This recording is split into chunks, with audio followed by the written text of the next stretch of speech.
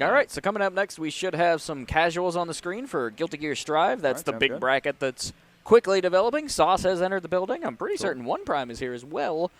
And then a player who goes by the name of Gravy has entered the chat. Oh, Gravy's here? Yeah. Oh, cool. Nice. We got definitely a pretty good turnout at the very least. And we have a pot bonus, but I definitely want to see we have any sort of bracket posted. Nope, not so far. Not anything yet. Not going to be starting until around 5, so it makes sense. But yeah, we'll have some general just Guilty Gear action, entertain everybody while we're hanging out, waiting for that bracket to get going. Yep, and we'll be able to run this pretty fast. I mean, we're definitely going to be finishing sooner than we intended, I'd imagine. I think so. Yeah, we scheduled out to 8. It's currently 4:30. So depending on how Guilty Gear goes, I mean, we'll see. I think Guilty Gear is a really fun game to watch. Really great game to commentate as well. Yeah, a lot of really hype moments. The counters and the dramatic way the camera shifts around. It's a lot of fun. Sometimes it can feel a little bit bad to play when you're stuck in disadvantage, but sure. Aside from that, I mean, I'm definitely really excited to get in this Guilty Gear bracket. I mean, I am too. I really want to be able to see the bracket. I know a few people who are here competing in the bracket, but not really. I don't really have an idea who's going to be winning today. Got some tech setup going on right now. That looks like people are syncing. Or what is this? I think moving a file over. Oh, okay. So here shortly we should have the main stage ready to go. Probably trying to put Guilty Gear on the stream setup. Yep. Maybe should have had it a little bit earlier. Regardless, we'll hang out. Y'all can enjoy our beautiful faces. We got time. Like Guilty Gear is not starting until 5 anyway, and we're just hanging out. I mean, hanging out here in the Black Ice eSports venue, Black Ice eSports Lounge. Check us out in Minneapolis. We're off the Hennepin Avenue exit off 35W. Put us into Google Maps, and you should be able to find our location. If not, send us a message on Twitter or in chat so that we can change that. Okay.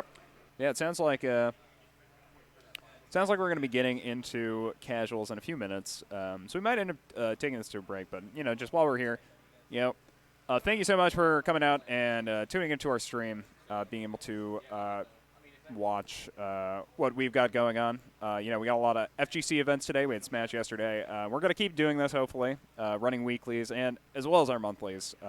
Monthlies once a month, weeklies. Keep an eye on that event schedule at blackice.gg. Yeah, very much. We should have the December thing kind of locked in place here in the coming days, and that's really exciting. I'm pumped to see what my schedule's going to look like. I'm definitely excited to see where we're going with our next monthly. Yes. We had kind of a lot of conversations, or a few conversations, rather. Yeah. At least right now, because our current monthly is going on. We've had a few conversations about what we're planning for our next monthly. Definitely really excited to see. Would love to see another crew battle, personally. I think that'd be super cool. Yeah, I think in December we could definitely pull a crew battle together. I think the last crew battle was particularly inspired. We got we had Bone-Ins versus Boneless Wings, and we were able to facilitate that here at the Black Ice eSports venue. Our man Yusuf getting hyped. Still a lot of energy, even though a lot of these players, they come and go out of the space, and I don't know how anybody finds the time to practice when they're just here all the time, right? I mean, I guess you practice in friendlies. I was going to say, you're practicing here. Sure, you're definitely practicing here. When I play friendlies at the space, I'm always practicing, always trying to game in a different way, like figuring out something new. Like, if you're ever playing against me in Smash, you're going to see me doing some really whack shit, That's true. Which is good. I mean, if you like gameplay, I mean, you'd really like playing against me in friendlies. It's fun. I really do just like to goof around.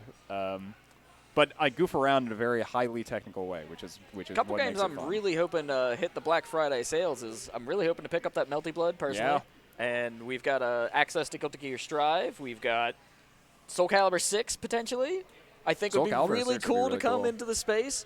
Me and organizer Wilhelm, known as Dravis here on Twitch, we had a great time just hanging out playing Soul Calibur. Siegfried versus Nightmare. The Clash of Souls. Oh man. Love that game. I'm personally also really excited to potentially see Halo Infinite. Halo Infinite is, I think, potentially the next big FPS in the esports space. I mean, I think there are certain things about its release that kind of just make it perfect, or at least ideal to try to run as an esport. I think the fact that it's free to play, pretty easily accessible, and you don't even need to play the campaign. It has a campaign with it, but you don't need to play it. Right, you can just jump right into that multiplayer. Yeah, and it has very good polish. I think so. On this multiplayer gameplay. So, I personally Would really like to see some of it run in our space. I really am a Halo. Like, I've been a Halo fan since I was younger. Oh, Kind of dropped out of it with hanging out in Halo 2, throwing it on the projector in the middle of like middle school. That was my jam. Like, we I'm had not so a Halo much 2. fun. Bro, I didn't get into Halo 2 until I didn't get into Halo until Halo 3. Wow, I'm young. we were playing on the Xbox, man, and that was also the time where we'd bring in the Rock Band stuff and like at our lunches set up in the math room. And sick. We had some really supportive teachers. One of our gym teachers played Halo with us in the evenings once Xbox Live became a thing. The 360 era, of course, Halo 3, Call of Duty Modern Warfare 2. Gears of War is always a favorite of mine. Oh, yeah. Gears of War or GAO. GAO is a game I played. It's a good game. It's all right. I would still love to see it here. Like, Gears of War is one of the like coolest shooters in my opinion. Nah, bro.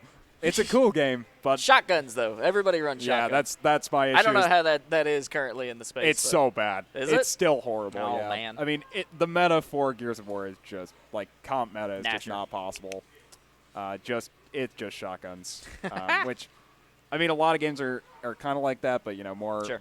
I mean, even like stuff like Fortnite, shotguns like really taking hard nerfs across multiple patches to really, I mean, give more like longer range weapons and longer range options. Those styles of play kind of more of a chance. Of course, new FPSs did kind of hit the market. We had the new Call of Duty and the new Battlefield just hit, so that could potentially lead to something. Or Battlefield 20 something. 20-something. 2099. They're in World War II with Vanguard, I think, and COD. Yep. Battlefield 2012. So we're all sitting around here playing Battlefield 2012, the new Battlefield game, of course. All right, so I think what we'll do is we'll swap over to maybe just a break screen and have a chance to sit to, breathe for once. I was gonna say, yeah. I mean, I'm fine sitting here. Get a drink. If chat has questions, I'm going to be here. I'm just gonna be dicking around on my phone. So you want to throw me a few questions or throw me some phrases you want me to read, as long as they're not too horrible, I'll consider doing it. I like 100% will consider. I'd love to. I'm definitely like sitting out the space having a good time. So you got any good impressions? I don't want to give you a poor impression. So I can do some impressions, yeah, but nothing that's like really out there. Winning Street Fighter, perfect. Perfect. Yeah. Perfect. Finish him. Finish him. I'm trying to think of fatality. Any like direct impressions, but for me, it's you never really kind of go for that. It's always just kind of in the moment. You can kind of just throw words out there. I've I guess maybe like the Garfield text-to-speech voice that people are using. The Garfield? Jen. Oh, Jen. Jen. Where's my lasagna? That's what we need. We need the Garfield kart racers here on the grand stage. Now, this is why they don't let us run events, because we're like, here's the dumbest thing you can think of. Make it a bracket. They literally let me run an event today, so I don't know about that anymore. I did run Street Fighter V, so I can say I did run an event. It's only a matter of time before the weird stuff ends up on stream, and that'll be really exciting and fun and silly, and that's the sort of thing that we'll have a lot of fun with. I'm really excited for the Warner multiverse game. I don't know if you saw that was Multiverses, just announced. But that game seems really exciting because multiverses. So. Yeah, it's got Arya Stark and Batman and like Finn and Jake. I'm not sure if it's going to be in multiverses, or in NASB, or Nickelodeon All-Stars Battle Royale. Yeah.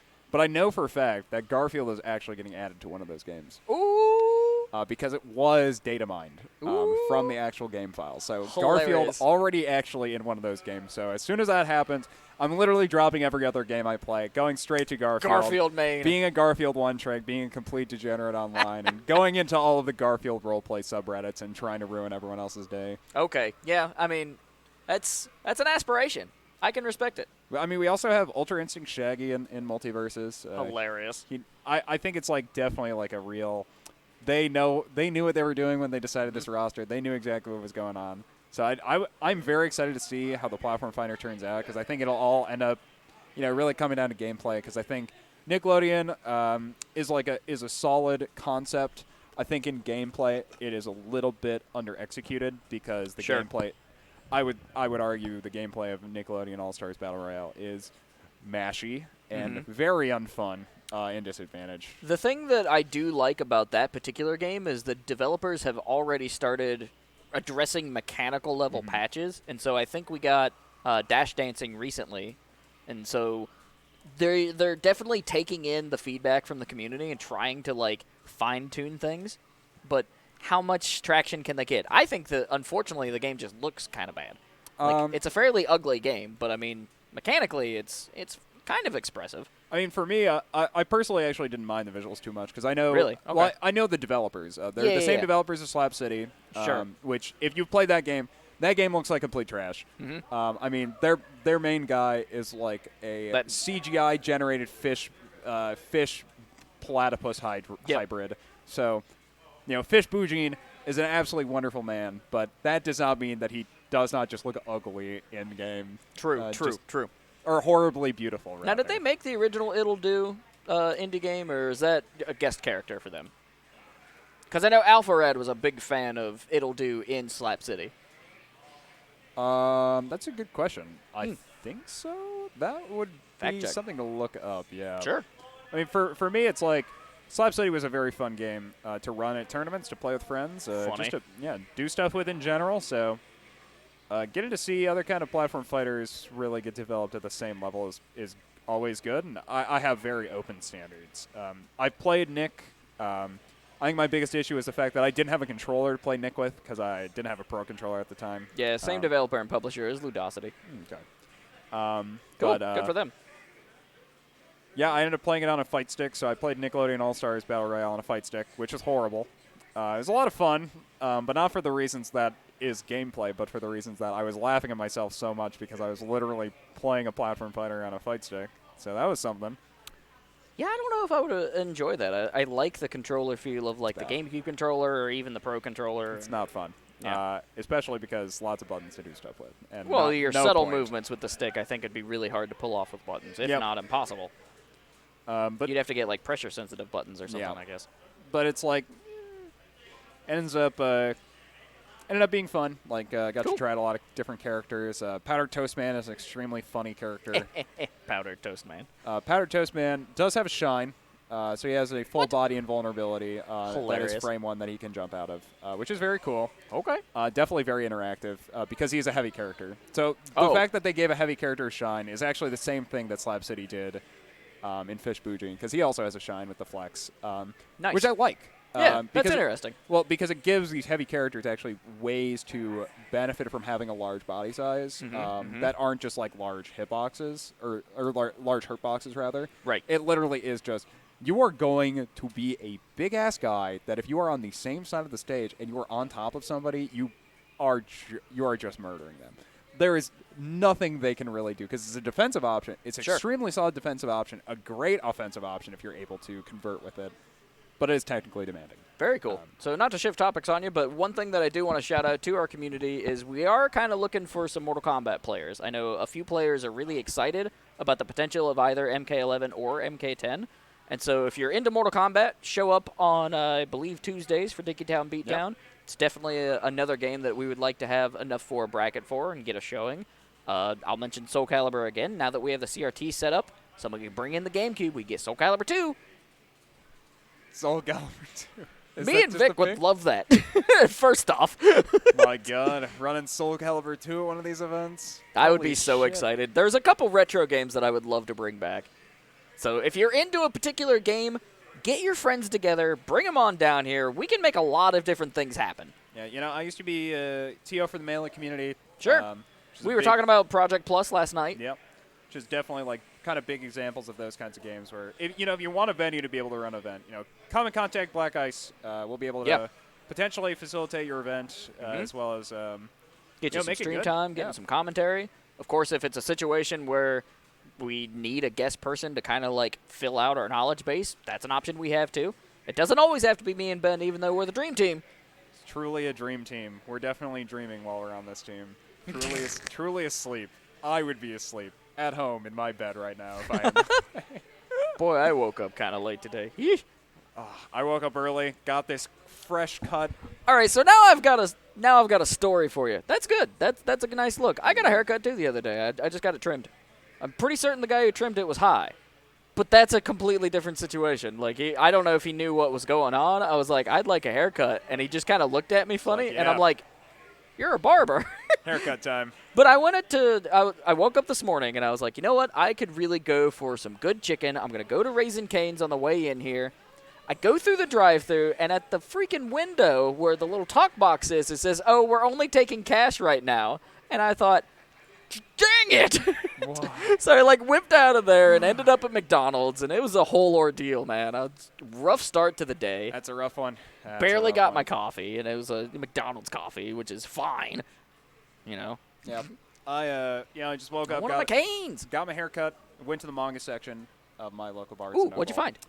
Oh, I actually was looking at a manga you recommended to me, Boys Run Riot. That comes through some of the anime creators that I watch. Or no, that came from Super Eye Patch Wolf on YouTube, his podcast. Yep, but so I read about a third of the first volume, and I thought it was extremely good. Yeah, you like that? Yeah, I think it wasn't exactly what I was looking for particularly, because I actually went in there to look for a very specific book. Okay. I was very not expecting to find anything I wanted. But I saw the book for Boys Run Riot, and I started reading it. I was extremely impressed. Cool. Because it's something I'm interested in. Yeah, fashion. Boys Run Riot is all about designer fashion, developing your personal Streetwear. fashion brand, all about streetwear. And Yep. if you know me in real life, or even me in fake life, you'll know that I'm a huge designer hoodie fan. I will talk about designer hoodies pretty much. If you give me the opportunity, I will just take it. I will take it away from you and throw it down. I will admit that I have very little to no fashion sense. I'm a flannel and jeans kind of guy, 9 times out of 10. Can't be true. You're wearing a good hoodie right now. I am wearing a good hoodie. Can't say that's no fashion sense. That's a really great hoodie. This is a Bauhaus hoodie. I love their merchandise because I think their logo looks very nice in it because it's very straightforward, what the brand is. Yep. So aside from manga, do you read a lot? Do you read just novels and stuff too? I mostly read manga. I don't have a whole lot of time on my hands. So there are a couple series I keep up with. Notably, I am one of those degenerates who has tried to read One Piece. Okay. We've talked about this before. Yeah, so I've read about 700 chapters of One Piece Nice. In my free time, which I'm sorry for everyone in chat who had to listen to that, because I'm sure that you one day, if you're a manga reader, will eventually be tempted to read One Piece, and I would encourage you to either read it all or don't read it at all. I think the only manga I'm keeping up with right now, as far as things that are actively being published, is Dragon Ball Super. And so I think I'm on Tankobon 12. Every time I go to the store, I'm like, I don't remember which one of these I have. And I think I have 8 through 12. But I really like some of the shonen manga. Of course, I would love to sit down and read Berserk, but that's one of those things you read if you just want to activate depression. No, read Berserk, bro. Listen, it's so beautiful. It's not even just that. Because Berserk, so there are movies for Berserk that you can watch. Sure, I've seen all the productions all the and stuff. King and stuff. Yeah, all the old anime, all the new stuff. It is what it is, right? Exactly. I still think reading is so worth, because it is it's different. It feels like I have watched the entirety of the 1980s, 1990s VCR anime. Yeah, somewhere on there. Yeah. Which was extremely good. Yeah, it's which solid. is surprising because it is very early produced anime, but it's so much better than any of the modern interpretations of how there they are do Berserk. sections, I would argue, of the new CGI stuff that are good. Yeah. But definitely not all of it. The coolest Berserk anime scene I've ever seen actually comes out of Castlevania the last season. So in Castlevania on Netflix, there's a scene where a vampirist character puts on basically the Berserk armor with a giant sword, and it's literally the best Berserk scene I've ever seen in my life. That's sad. It's incredible. That's sad. But I'm reading The Shining currently, and I'm halfway through it. Stephen King. Yep. I wouldn't say I'm a big Stephen King fan, but I've read a few of his books. I would love to sit down and finish The Dark Tower one of these days. But I'm swapping between various books and then Dune, and so I'm on book 3 of Dune. And then there's a couple other, I really like genre work, so fantasy. I just picked up the Dead Space book because I think video game novels are just interesting to me. Yeah. I read all the Gears of War books and all the Halo books back in the day. So I dislike Gears of War for story. The books were fine. It was kind of interesting. So for me, I played all the Gears of War games, and eventually it came to the point where it's just God, it's literally just the same game over and over again, except just character names swapped in. There's 3 plot points per game over 8 hours. Marcus! More radishes! So I love Gears of War humor. The coal train runs on the whole grains, baby! Woo! Oh, God. But, people seem to be kind of jonesing for some Strive. We're waiting for that file to transfer. It looks like it's good to go. Hopefully we'll get some casuals on screen, and if not, we'll go right into the bracket. Yeah, I know we got casuals going on in the venue at the very least. Yeah. Going back to our reading conversation. Yeah. I was gonna say I'm actually really big into audiobooks. Okay. I have a friend who's also into them. Oh, nice. Mm-hmm. I'm a Warhammer fan, so Ooh, I like Warhammer. Yeah, I've read 11 audiobooks so far. Nice. 10 of the Horus Heresy. Okay. One, which was The Infinite Divine, which is by Robert Pratt, I believe. Okay. I'm familiar with Dan Abnett for the Malice Darkblade quintology, the 5-book series. Yep. Dan Abnett is like one of the main writers for them. Graham McNeil. God, he writes a lot of books. Yeah. He's like everywhere. Anywhere you look in dark fantasy, he's there. Yep. I mean, or sci-fi. I believe Dan Abnett was also even contacted by Riot Games in some of their lore. I know Graham McNeil wrote a piece of lore for them, and he's also a Warhammer writer. So very cool. I really like the visual language of Warhammer 40K specifically, but I like the darker tone of the fantasy building in Warhammer proper. Oh, you mean? Well, there's a different name for that actually. Oh, really? Well, Age of Sigmar. Oh, is that what we call it? Well, AOS. Well, okay. Yeah, you can call it whatever you want. I just say Warhammer. Warhammer 4K, Warhammer Fantasy. That's it, right? Yeah. No? I mean, okay. Pretty much. And then sections of different years and eras and stuff. Yeah, I know right now people just call it Sigmar. Okay. It's like Warhammer Age of Sigmar, Warhammer Sigmar, stuff yeah, like that. Which I read the first 2 books, I think, in the Age of Sigmar. Like, it was about some barbarian guy. I don't remember. I don't know shit about Sigmar. I stay away from Age of Sigmar because that's kind of like when you get into Warhammer Fantasy, that's where like kind of a lot of shit starts like really making less sense. And Warhammer 40K, if you're already familiar, makes about as much sense as it sounds like from an outset. We're going to be getting into some Strive gameplay. The PlayStation has started up. We've got the Arc System logo. Things are happening. Let's go. Guilty Gear Strive. Yeah, I read Jujutsu Kaisen a lot. I like that anime. Yeah, it's the manga is really good. Okay. It's extremely well composed. Like just so many really good aspects of the manga series. The anime is also extremely good. So. I think I watched like the first 5 or 6 episodes when it first started airing, and I was really enjoying bits and pieces of that. Man. It's so good. I mean, now, the manga that I own the most of is I have a lot of Rave Master, which is the guy who, or the person who wrote Fairy Tail, previous work. Rave Master is cool. And then I also have a lot of Beat the Vandal Buster, which I think is a super underrated shonen. It's got a lot of really good character design. Okay. The weapon system I think is interesting, where basically their souls turn into weapons, and so you like level up as a monster slayer, and then you get like a weapon that represents you. But our main character doesn't have that. He has the weapons given to him by 5 other characters, so he has 5 of those special weapons.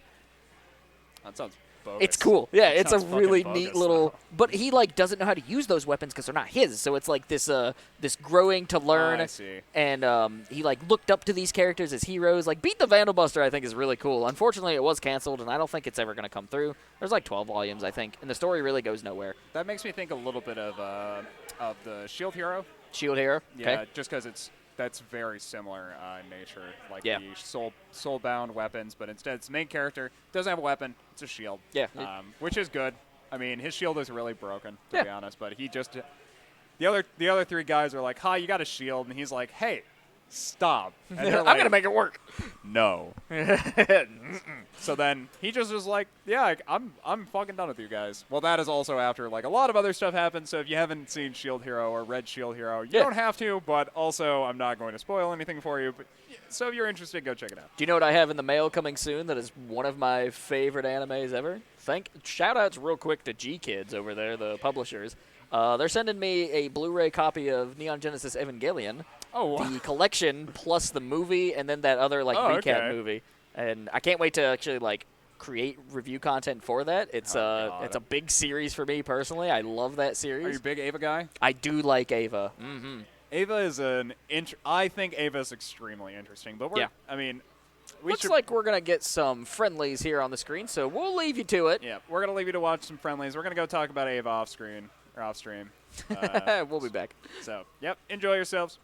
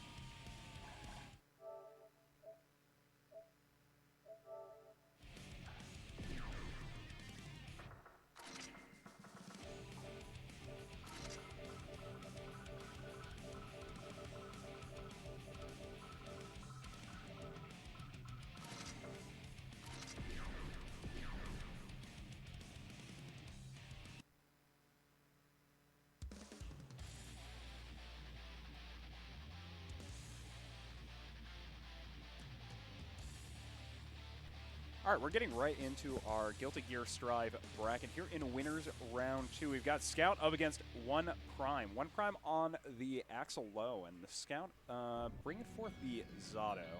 Zato is a character we haven't seen a whole lot of action here on the grand stage, so this will be interesting. A very cool puppet character. Yep, able to definitely bring a lot of summons out, but have to get into range of this Axel.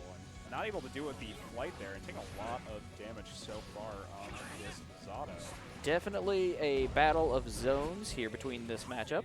Yeah, I think Zato's definitely a little bit more of a proactive zoning character, though. I don't know how many full screen options they have, though. So he's got some really good close-up in-your-face combo potentially. He feels very similar to me to, say, Venom from the Marvel vs. Capcom series. Makes sense. I mean, definitely seems like gonna need to be able to find a way in against this Axel, pressuring at full screen. So, all right, finds a good block string close, but gets pushed away. They're gonna pressure their way in, but Scout, getting caught on that approach, unfortunate. OnePrime is such a patient player. Yeah, OnePrime really taking advantage of Axel's tools, especially in corner pressure. But Scout managed to make it in here. Yeah. Another one. Unfortunate. OnePrime managed to take that first game. Excellent showing. Really, dominant in that match. Now we're into game 2. Scout able to get first hit very quickly, though, I will say. But now trying to find their way in against this chain axe. I was about to say a Kasarigama, but I do believe it is just a chain axe. It does just have 2 axes. Well, 2 scythes, or sickles, or whatever. Or chain sides. Either way, really cool zoning options. The Axel definitely wants to be in a keep-away situation, and that's exactly what we're seeing here. Yeah, catching Scout. Okay. Pressing a button, going for the time stop. Nice. Yep, managed to seal that one out. Just clutch him out. Catch him in the middle of a jump animation and just come up and slap you a bit. Yeah, and I mean, it really feels like if you're Scout, you want to be able to find a scout an approach for yourself. And now already, massive damage here in this corner. Getting the wall break as well. Off to a much better start than in pretty much any of the previous rounds. And now with a positive. Definitely looking a little better. Roman cancel here to get out of disadvantage, but building lots of space here at this Axel. So Scout going to have to find their way in again. The long air dash and putting some pressure on the ground, but able to really pull up any more corner pressure. Now getting stuck in the corner. Okay. A little bit of corner pressure, not letting up. I kind of anticipated OnePrime backing up, and that's exactly what's going on here. Throws up the demon wall. Yeah, definitely wants to be trying to build that that space when he can, so that he can try to properly zone out a character with any sort of lower range than Axel. But I'm not sure if we're running everything on 3-5. But it's looking like we are running on best 3 of 5. So let's see if Scout is able to turn this set around in this third game. But off to a small damage disadvantage. But couple of trades back and forth. Yep. Here we go. Both players trying to find a way in on each other.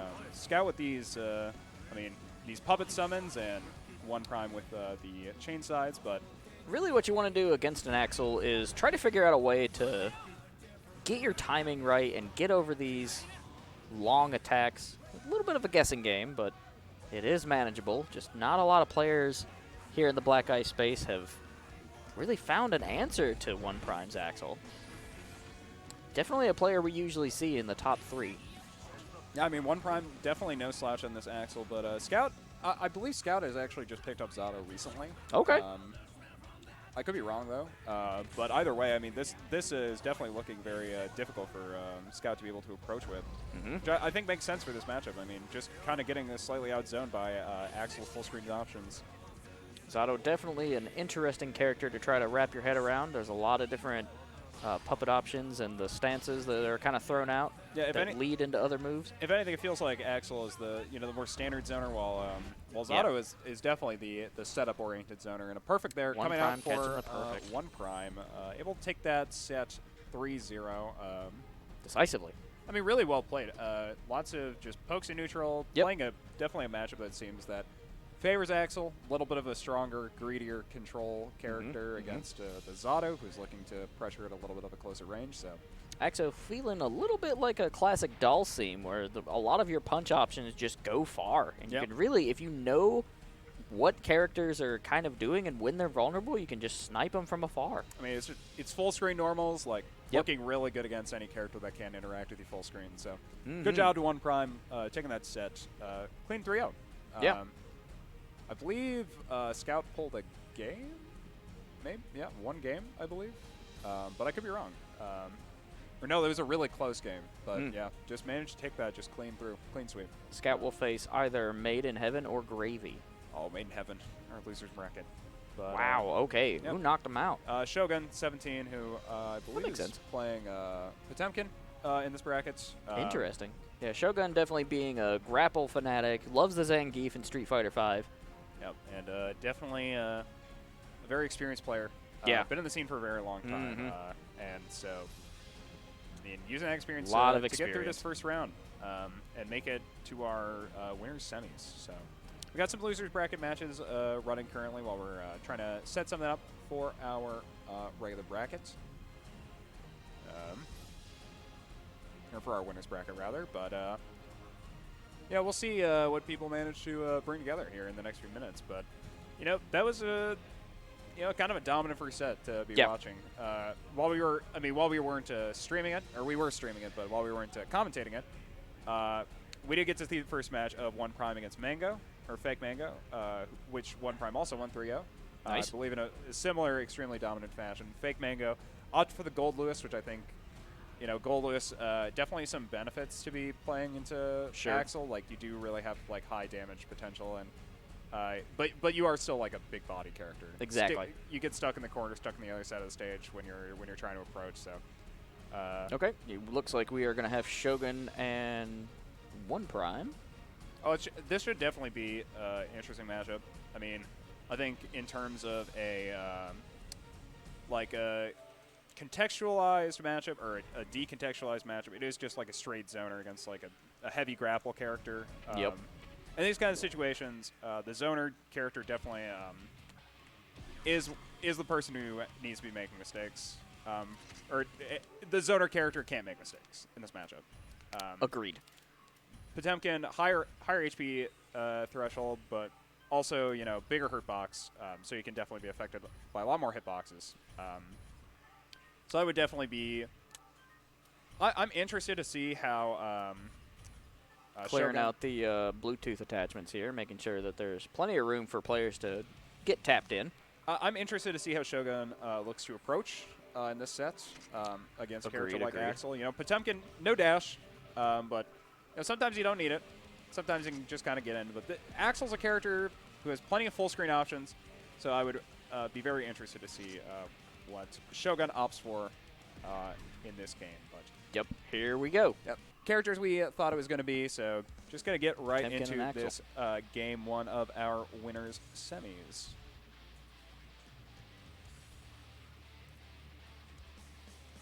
But so far, OnePrime has been looking very solid. He's already played against a heavy character in this bracket as well. So, yep. Or heavy big body character. So I'd be really interested to see how Shogun manages to bring this together. But already starting off with a jumping heavy in, and you're going to see a lot of that. That's one of his better options, especially as an approach. Really great move. Fast. Here we go. Oh, okay. That's an interesting read. Yeah, that was, definitely using one of Potemkin's higher range options and trying to approach a double jump there. OnePrime having to go with a couple short string combos. And hitting Axel at all is going to be huge because Potemkin does so much damage. Coming in with the command grab. But so far, very difficult for Shogun to make things happen. But now getting this big conversion. Oh, there we go. Yep. That already about 50% damage. down. He needs maybe 2 more conversions to kill, but not able to move any farther from that. And OnePrime with a wall of blades from afar. Yeah, you can definitely see it and wake up right there. Trying to be able to approach these aerial options and just getting stuck in the corner because you're constantly getting thrown things at you. Constantly.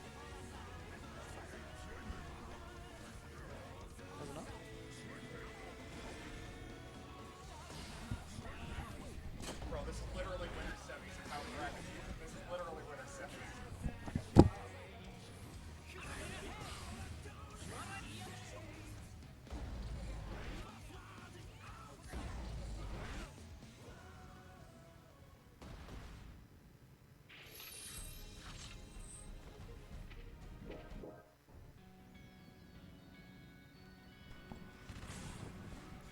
Here we go. Into the second game. OnePrime taking the first game, and Shogun once again finding a lot of difficulties in approaching Axel. But I mean, definitely kind of what we were talking about before the game started. At least stylistically, that's definitely how this match would appear. And going for the standing heavy, not able to get the buster damage through the block. Nice reversal, command throw. Hitting with those uppercuts. I mean, yeah, just so much damage on this Axel, and he's willing to play so aggressive. And with the time stop, that's going to be the game. Yep. OnePrime still showing very well. Yeah, OnePrime looking really great on this Axel now. I believe I remember when he started picking up this character, coming to the bracket and playing. Oh god, he was playing a different character before, I believe. At the very start. And in this bracket? No, in the grand opening. Oh, I don't remember. I thought he had just picked up Axel around that time, but Shogun looking really great in this game. I believe that was a perfect. Almost looked like a perfect. Almost. Now let's see if Shogun's able to replicate that success in this game, because he's going to need it if he wants to stay alive in this bracket. Yeah, Shogun definitely a player who definitely wants that victory. I mean, obviously they're a Street Fighter player, true and true. Yeah, hit him with the command grab. Willing to play very slow, and I think in this matchup, it's very important to understand that you're going to need to play slow to be able to find an opening against Axel as this big body character. So you're going to have to take hits. That's just the nature of the game. Nice defense. Yeah, really trying to approach with all of his defensive options here, but not really able to make anything work. The perfect defense that completely mitigates chip, though, which is that blue flash that we see on the Axel player. I mean, I definitely think that's a way that the gameplay could be improved, like a way to go up. But sure, it is just kind of like that execution ceiling. Getting perfect parries on every approaching hit would definitely be really good for what you want. But able to get an advantage there, going for the knockdown. That slam there with the armor is definitely a solid option, trying to close the distance. But he's back, almost full screen. Yep, definitely relying on that, figuring out that that's something that at least interrupts OnePrime. Yeah, but not really able to get any damage off of it, just able to get minor knockdowns. But yeah, two jumping heavies in a row. Just keep them coming. Those big fists, double jump. Trying to shake things up. There's that perfect guard we were talking about. Yeah, and you're definitely right. I think perfect guarding would definitely be extremely beneficial. Oh, nice. Finally catching that. Eats up a little resources, though, if I'm not mistaken. Option. Going for the Roman cancel, but not able to convert anything off it. Just going to get boxed out here if he's not careful by OnePrime. Things are not looking good for Shogun, but he could turn it around. Potemkin's got huge damage potential. Oh. Misses. Unfortunate start to this third game. But things are continuing to shake up here in the at the black ice space. So lots of perfect guards. Oh, big damage coming in from the grab. Sticking in the corner, this is looking very good so far for Shogun. I mean, able to just pressure Axel so hard in this game and takes it with a perfect. Massive. Shogun saying it's not over yet. But he's got to play fast. He's got to be able to put this pressure. He's got to get in there quick. Yeah, he's really got to be able to put this pressure on the Axel. This is potential game point for OnePrime. Okay, turtling it up. Defense. And OnePrime not being not letting up, especially with that command grab, coming in with a conversion off of that. That's probably going to seal it, especially with that time stop. Ooh, not quite, but it's not looking good for Shogun. Hanging on by a thread. Interesting. Hanging on. Very surprising. I was going to say, Shogun trying to hold himself in this game. Is this an effort in futility, though? Yes, it is. OnePrime scoring a 3-0 victory on a perfect. Wow. And, I mean, in terms of, we were talking about before, that's kind of how we expected the matchup to go. Big body character really being pressured very hard by these the chain sides, full screen, really preventing him from kind of getting any sort of clean advantage. Outside of the two games, that he won. Because the two games that Shogun did win were extremely dominant. Exactly. He was constantly pressuring the Axel, just Axel stuffed, not able to throw out anything. But when he can get in, he can make something happen. But unfortunately, OnePrime just keeps him at a distance. Yep. And so OnePrime is going to be moving on to the winners finals of this bracket. Yep. Comfortably. We'll see who's coming up next. Yeah. Can imagine who we're going to be seeing next, but we're actually going to get to see my boy on stream. So we're going to get to see Nagoob and Ion here on stream. I'm excited to see who Ion is playing today in bracket. You know, Ion's my boy. I know he's been talking about playing a lot of Soul recently, even talking with Sauce and playing with him earlier in this bracket and before bracket. Sauce being, of course, a really excellent Soul player. Yeah. To try to get, you know, some of that Soul knowledge, but yeah, I could definitely see him opting for a couple different characters. Sounds like there's some excitement going on just in the Valorant. casual play, some Valorant play. Valorant gaming. Always exciting to have some extra players here in the Black Ice space. Got the pink Soul bad guy. All right. So that'll be Ion. Okay. Looks like Nagoob is going to be on the Axel. We'll swap it around. Players just making sure they got their buttons, and now we're gonna get a little bit more of a. No, we're going going for Leo Whitefang. Definitely a scary character in the right hands. Yep. Very high tempo, great rushdown character. I mean. Yes, the rushdown potential, being able to go through the opponent and hit him on the other side, it really can mess with some players. But of course, a lot of people play Leo, so I'm sure that Ion has some Leo experience. Yeah, I'd imagine. I mean, definitely playing online or even playing here at the venue. Exactly. You know, more than, I mean, I believe we have 3 or 4 Leo players or people who have been playing Leo. Yeah, we've seen it a few times. So I'd be interested to see how Ion performs in this set, but you know, Nagoob definitely no slouch. Okay. Throwing out some options. Nothing really breaking through defenses. Trying to get that standing heavy. Ion currently an advantage, but nope. Cross back it around. I mean, that cross-up was just brutal. Corner pressure. Yeah, trying to get his way out of this corner, but not able to find anything. But managed to get a trade there. These cross-ups, like you were saying before the match, are definitely something we got to watch out for from this Leo. It is probably the best tool in Leo's pocket, if I could have any say-so in the matter. Roman cancel, but nice. dusts it. The get off me button. Get absolutely dusted. All right. Okay, Roman cancel. Nice Cross-up there. Nice staying calm under pressure. Hit him with the command throw. Oh, rough damage, though. Then this is a very rough situation. Oh, still alive. Perfect. Let's see if he can make something happen. He's got to be able to do a lot in this game, though. He's really at Magic Pixel right now. Gotta play perfectly, and unfortunately couldn't clutch it. Nagoob takes that first game. Yeah, but Ion, you know, looking pretty composed despite, you know, playing a character we haven't seen him play before in this bracket. So far, looking very even, but Nagoob managed to take an advantage, getting a huge conversion off the wall as well. The stance change, Oof, okay. Super into the wall break, and that's setting a lot up of damage. Some damage. Really good, just like momentary hesitation. Nagoob seeing an opportunity and laying it on the table. Okay. Red Roman cancel. I mean, he's been going for that cross-up option this entire set. It's a good option. Yeah, I mean, it's definitely been looking really, really good into Ion here, you know. Catching him blocking at a distance where he's able to cross him up with that forward slash. Mm-hmm. Now, we're in game 2. Going to see how Ion's able to really come out with this, but it definitely feels like Nagoob is able to just use more options effectively. Almost baiting Ion into the corner here to switch him up and then put his own corner pressure on. Yep. Here we go, pushing him to the right. Coming in with the Roman cancel. Swings. Counter. Up against the wall. Breaks a guard. Nice get off me. Okay. Oh, really good counter. It's a wake up sword you. Mm-hmm. Sword you can. Respectable. Nice. Catch him on fire. Hit him with the smoke. Ooh, flopping over. Missing that throw. Another throw, and that should be this game. There we go. It was round. All right, round 2. See what I can come in with.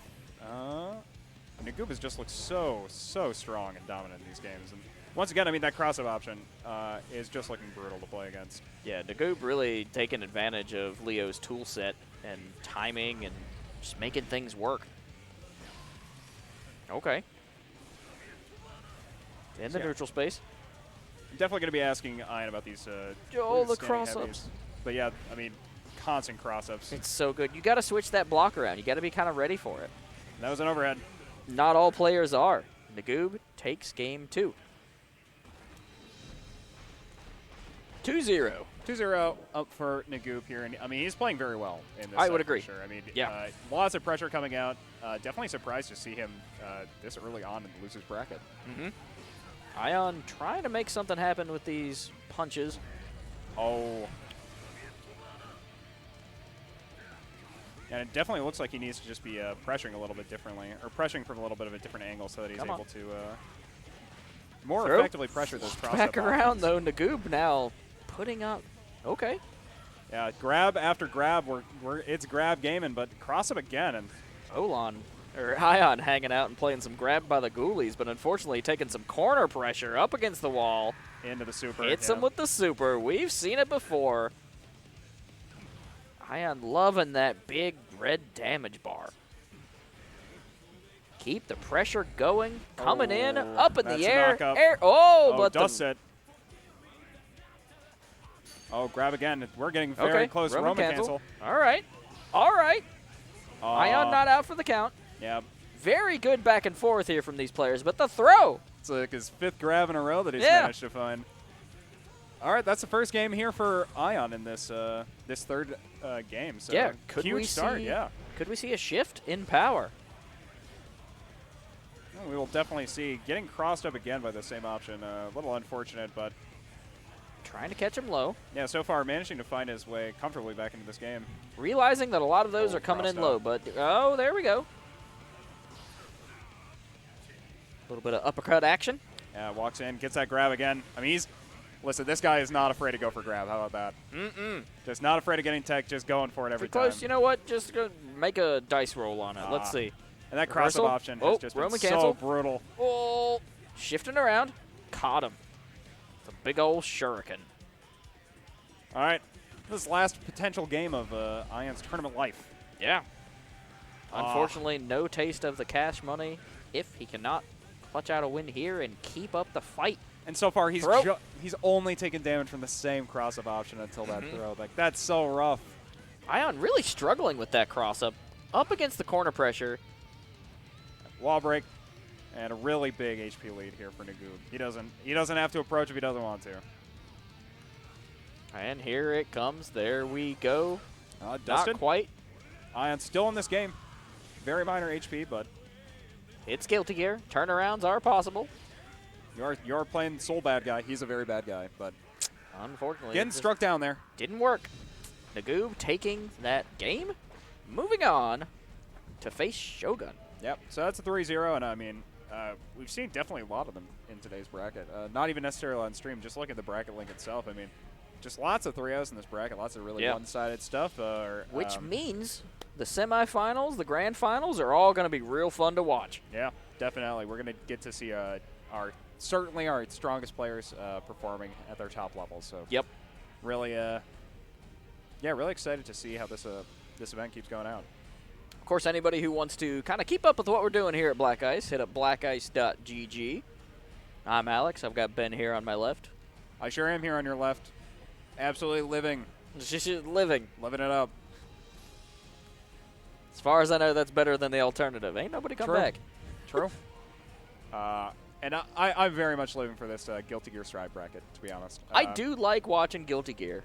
We've got a lot of really great competitors here today, a lot of really passionate people about the scene, a lot of really awesome people to interact with. I've been really excited to get to interact with kind of everyone going on today, but yeah, looks like we're going to be community. Yeah, it looks like we're going to be getting into a new match. That should be exciting.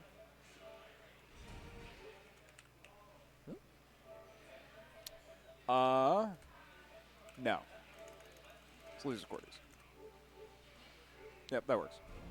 Fair enough. Because it's this is losers quarters, right? So this is winner semis, losers.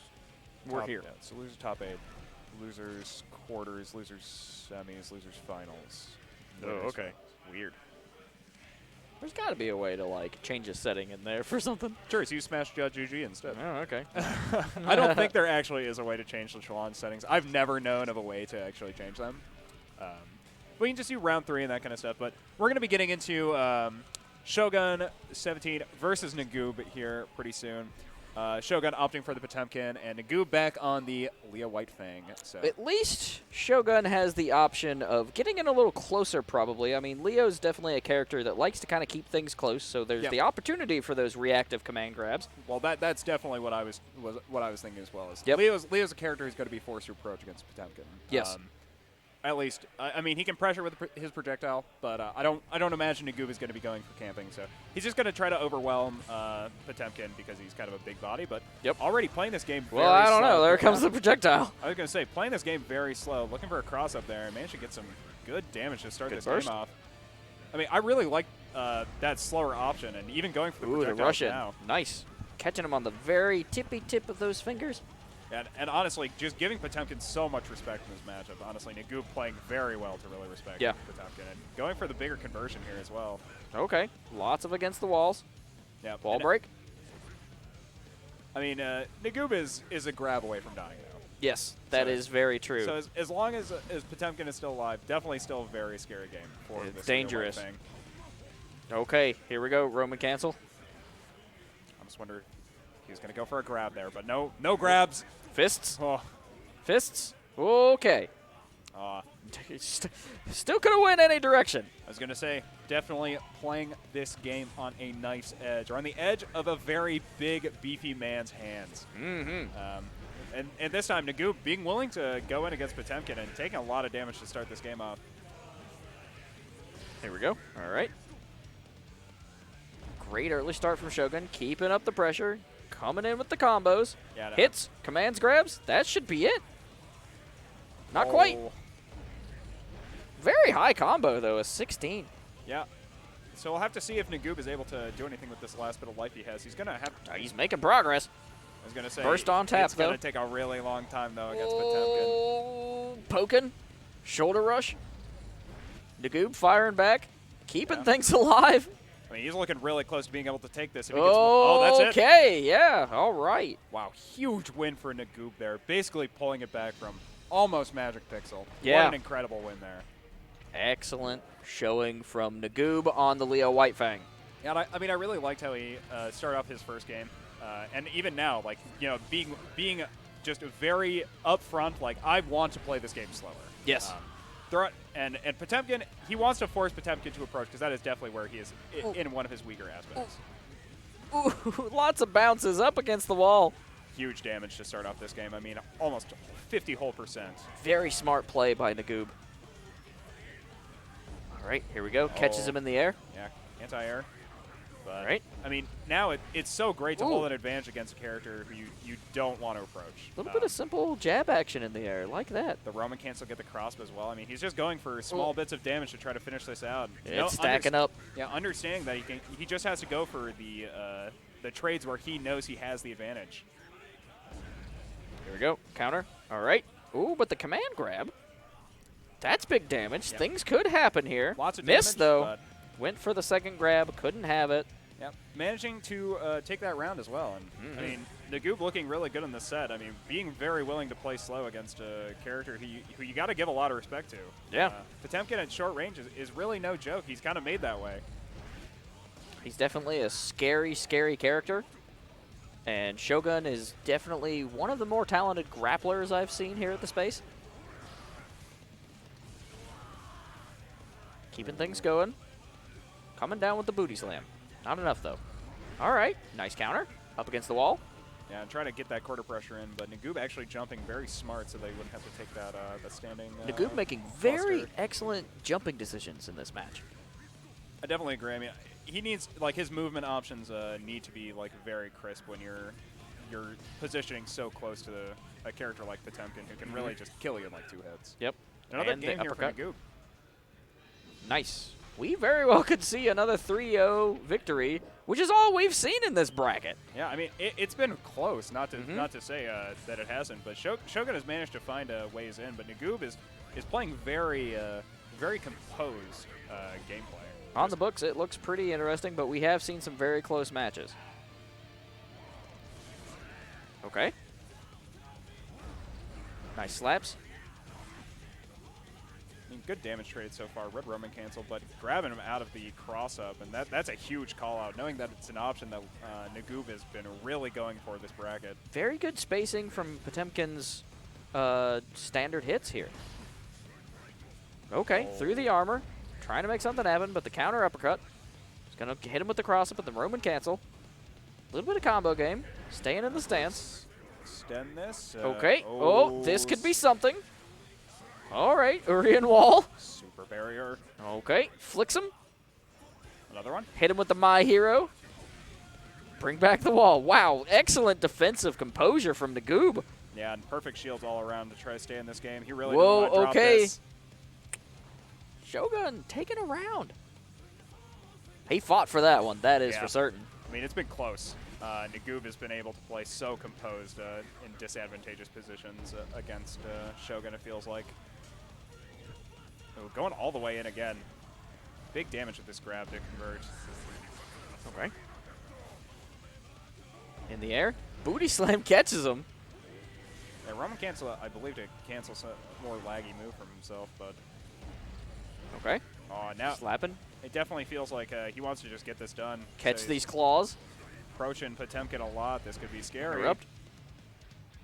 Shogun looking to take a game. Anything could happen.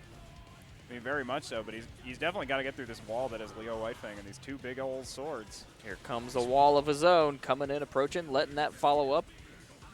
Just keep the pressure on. Hit him with the flick. Damage. The Midoriya flick and the uppercut, he takes a game. Huge. All right. Shogun puts himself on the board in these games. We finally got just some really excellent back and forth.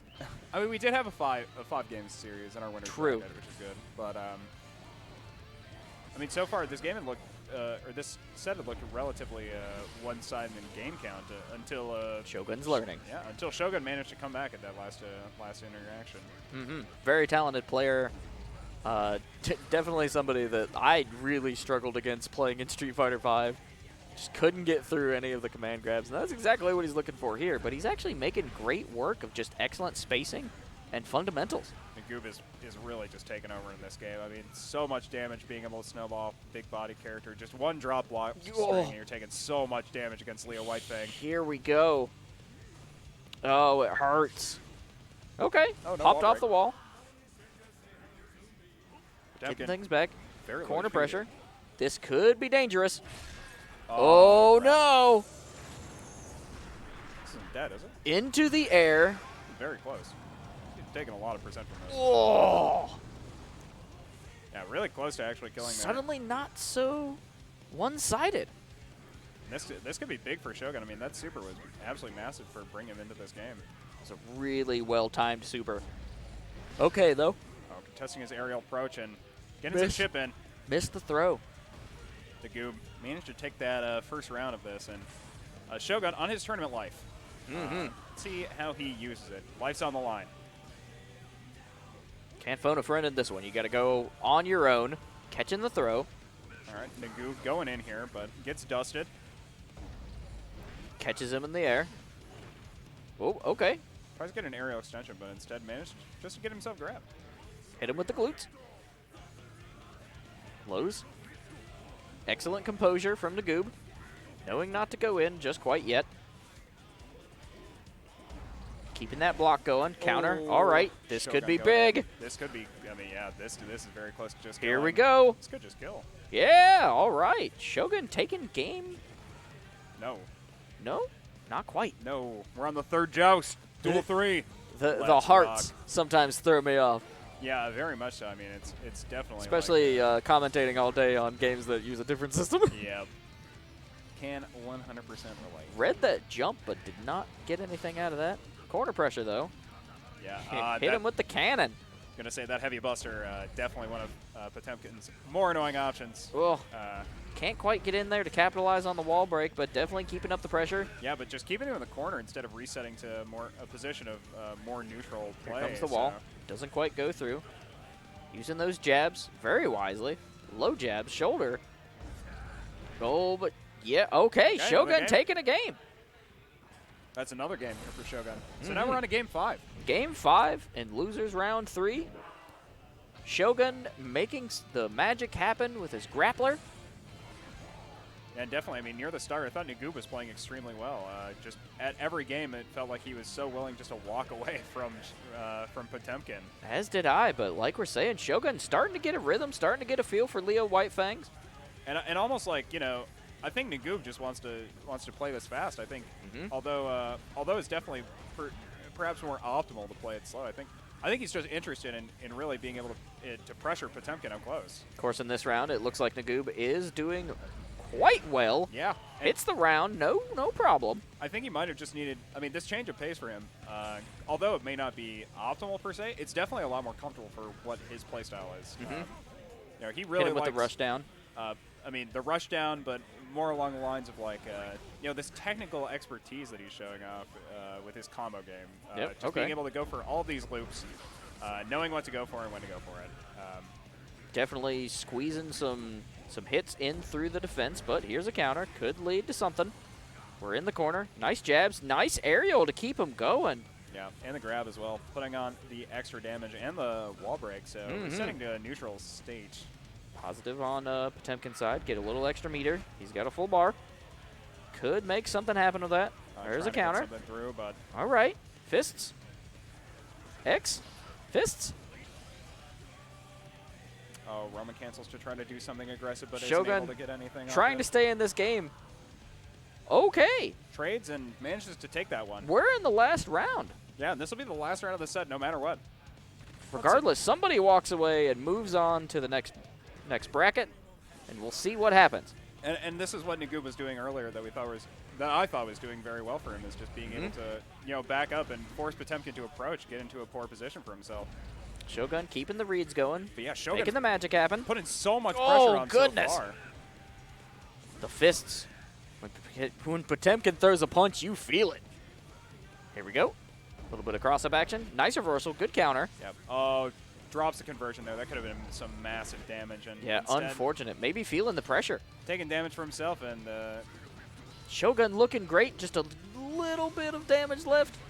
He hits through the projectile and takes the game 3-2. Excellent set. Wow. That was a reverse sweep from Shogun. That was so well composed to be able to, get back into the game from the position he was in. So yep. Honestly, kudos. Really well played from Shogun. But well done. Definitely experience shining through, I would say. Yeah. And adaptability. Very much so. It really felt like he was able to do a lot more as the set actually went on, despite Nagoob.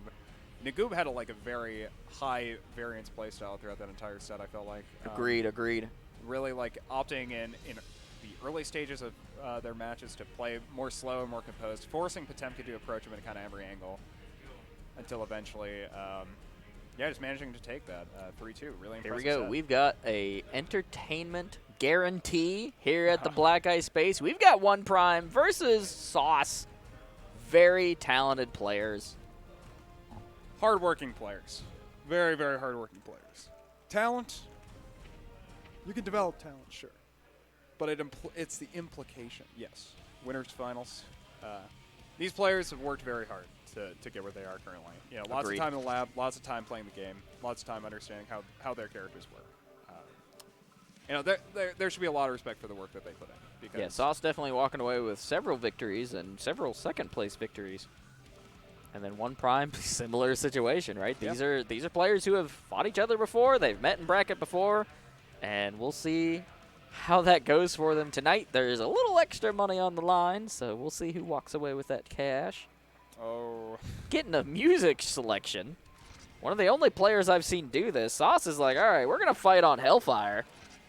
All right, Sauce going for his tried and true soul bad guy. All right, we'll see what types of spices he puts in the soup. The soup? What soup? It's a saucy soup. What? Just go with it. Roll. No. Oh, God, no. But we're going to get into this. Winners finals. Soul bad guy against Axel. Sauce on the soul and OnePrime on the Axel.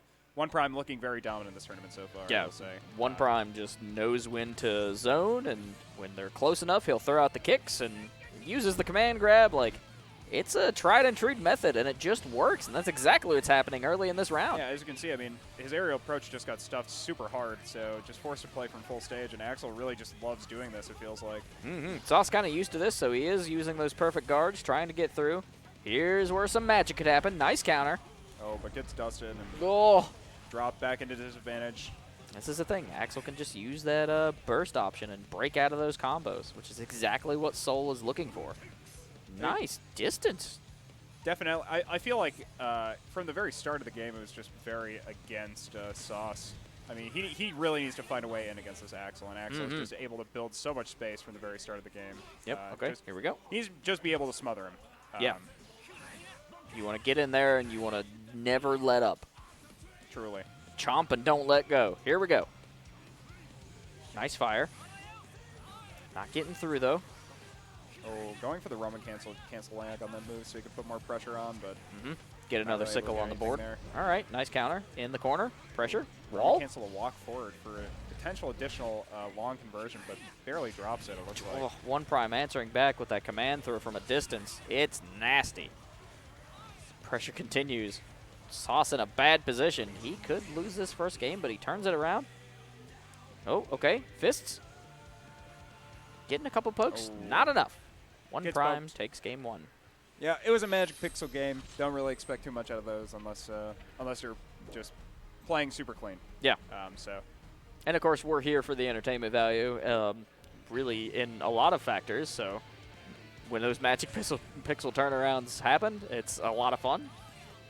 But no dice for Sauce. I'm already getting into this the second game, though, and this is I mean, kind of the name of the game is Sauce being forced to approach an Axel. Yep. It's tough. OnePrime just so smart, knowing how to keep those sickles on the board. Knowing how to keep the sickles and definitely knowing where to keep the sickles. I think from the very start, okay. Sauce pulling a huge conversion and sticking OnePrime in the corner. Nice, almost 50%, but a quick low kick. Yeah, I mean, I think for the very first interaction, I mean, his jump just got scouted almost immediately by like an upward diagonal chain scythe, and I think Sauce is just thinking of like that one option of being his game because you know, find one disadvantage, and you're stuck in it forever if you're stuck at the other side of the screen. So yeah, there's really not a whole lot the Sauce has been able to do. I mean, not much other than just take damage. Yeah. Yeah. OnePrime just real confident in the zoning gameplay.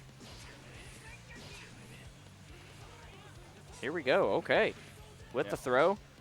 This is the thing. OnePrime knows exactly what situation he's in. He knows his character's frame data.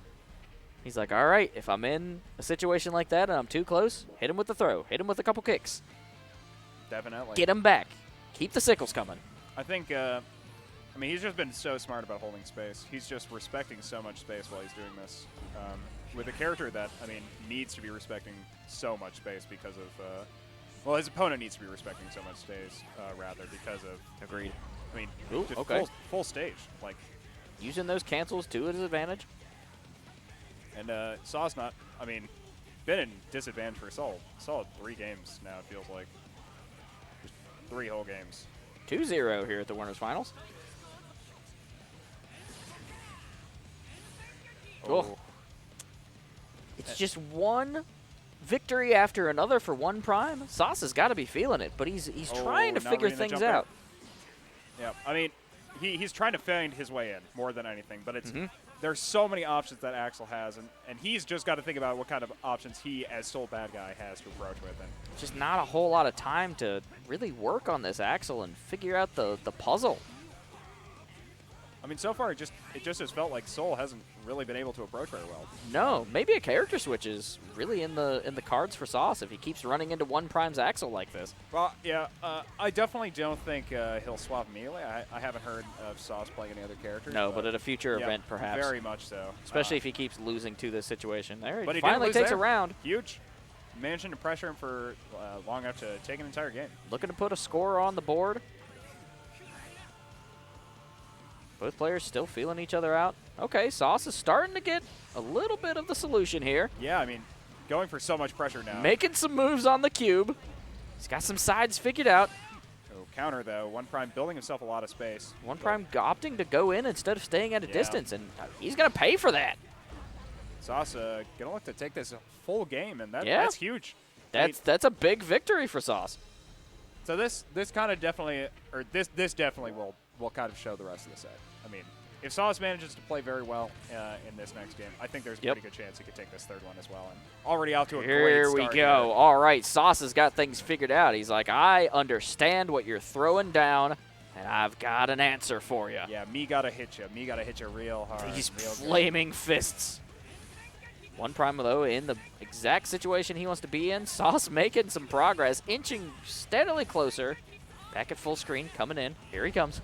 Oh. Counter. Roman cancel. Burst out of it. All right. The pressure. This could be big. Another. Okay, now we've got a little bit of an even exchange on either side. Yeah, Lots of trades.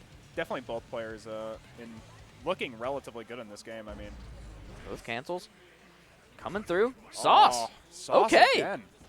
So huge. I mean, just when we thought he was out, I mean, Sauce just starts bringing it out, really turning the heat up. Catching some momentum. I mean, these perfect guards are so instrumental for his approaches, I feel like. Precisely, and I think that's something that a lot of our players are really kind of struggling whenever they come across OnePrime, is using those perfect guards is kind of like the best option. Knowing when you can take a few steps. That's what it's all about coming against OnePrime. Definitely, but I mean now missed opportunity. Yeah, this game once again has been looking very close between these two players. Oh, that's big. Okay, all right. Keep the combo going and slashes him in the air. Sauce takes game 4. Yeah, and I mean Sauce is on the verge of reverse sweep here. This could be it, yeah. And he's looking really good. Like I was saying before the last game started, you know, this puts him in an extremely good spot because it really puts the pressure on OnePrime to try to close this out. Yeah, OnePrime can't just rest on his laurels anymore. He's got to figure something new out, perhaps. Because Sauce has got the download, keeping the pressure going, not letting up. Catching a little bit of damage there from the lows. Oh, and now, though, Sauce actually has pretty significant health disadvantage. Burst away. Okay. All right. Against the wall. That could be it's a bad situation for OnePrime. He maintains composure. So much damage in this corner. Looking to keep the combos going. Ooh, big counter. Big burst. Big counter. Counter again. Oh, boy. OnePrime taking that first round. I mean, that's a big step towards winning this set. Agreed. And a big step taking away Sauce's momentum. I mean, now forced to approach from full screen again. This could be his last game in our winner's bracket. Or last round. OnePrime looking great in this round. Counter. Here we go. Big combo. Big damage against the wall. Big damage and so much pressure. Oh, boy. Oh, Roman canceled to potentially get the wall break. Oh, okay. Having to jump to do it. Makes it over. This could be big. Sauce coming in, keeping the game alive. There we go. We're in the last round of the winners finals. Wow. I mean, this has been so back and forth. I mean, what a turnaround. Both players really being able to find things for themselves, but now starting to throw out some new options. All right, fists, knees. Definitely. Ooh, OnePrime. I think OnePrime needs to be making sure that he's getting all of these close-range punish options down when Sauce is willing to go in. And Sauce is in. Here we go. Keeping up the pressure. Oh, catches him. Damage. Tries to burst out, but holds back just a second. And that was smart. Here we go. So smart. Yeah, brilliant, brilliant play. All right, coming in. Looking for the throw. D's low. Ducked right underneath the hands. Okay. Could still go either way. Oh, but Sauce takes it. Woo, what a set. Hype in the venue. What an incredible set from Sauce here. I mean, both players really excited for that. That was a really excellent showing for Guilty Gear. Yeah, just like a straight reverse sweep coming out here from Sauce. Wow.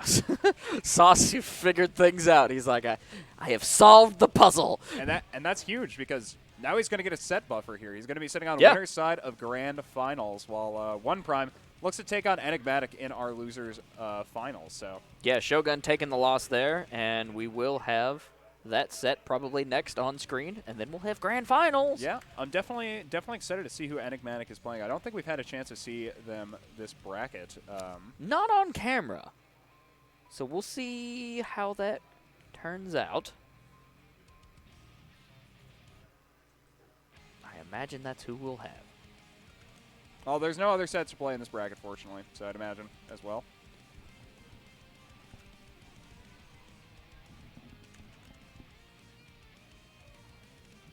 Get the scoreboards set up here.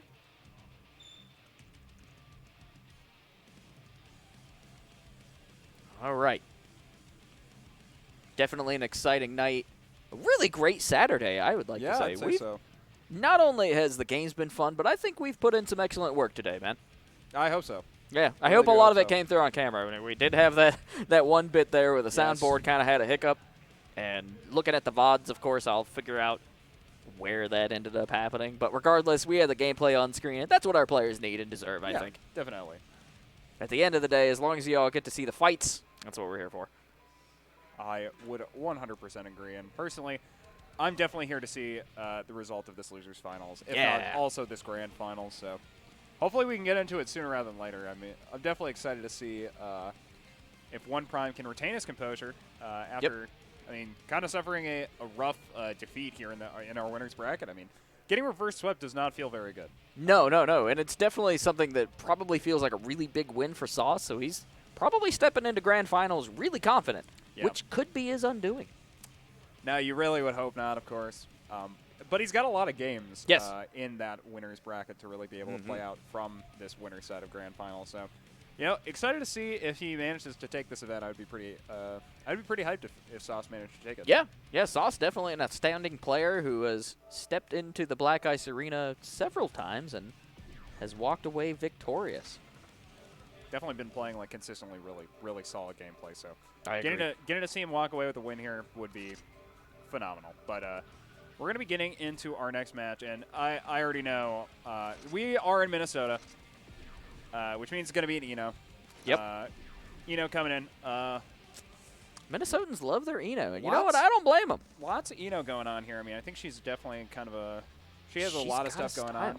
Yeah, there's a lot of really cool tools in her kit that I'm a big fan of. Of course, we saw Joey play Eno in the grand opening. Yeah. Definitely. Super exciting. So we'll see a lot of interesting stuff. OnePrime, I imagine, sticking with the tried and true method. And probably in the back of his mind, cooking up something for Sauce. And we're right into it. Here we go. Losers finals. And I think we're basically going to be talking about OnePrime pretty much the same way, which is going to be, you know, OnePrime is playing the classic zoner. Zones? So it's all about Enigmatic trying to get some way into this game, but stepping in close with a perfect, though. Wow. All right. Yep. I mean, just not really a lot Enigmatic could do there to approach, it felt like. OnePrime chomping at the bit to get back at Sauce's feels. Oh, flies right in. Goes for big tree in corner. Okay. Enigmatic getting the Eno game going. And this big, I mean, you really just want to be able to pressure there. Yeah, all right. And opting to keep him in the corner instead of going for the wall break there. I think that's actually pretty smart, being able to pressure in the corner for just a little bit longer like that. I agree. Well, that was a really smart decision, and it definitely capitalized on the entire situation. We've got positive, so a lot of meter is building. Yeah, I mean, the less time you have where you have to play at full stage against a character who has so many options from full stage, I think the better. But and as we're seeing, like, from this corner break into this more neutral situation, I mean, Axel is definitely doing very well.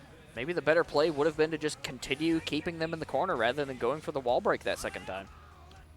Perfect guard. Here we go. I don't know if that would have been possible with the conversion they were going for, but potentially. Yeah, really rough there from OnePrime takes a round. Takes the game. Yeah. I mean, that's really rough to start off this this set of in our losers finals.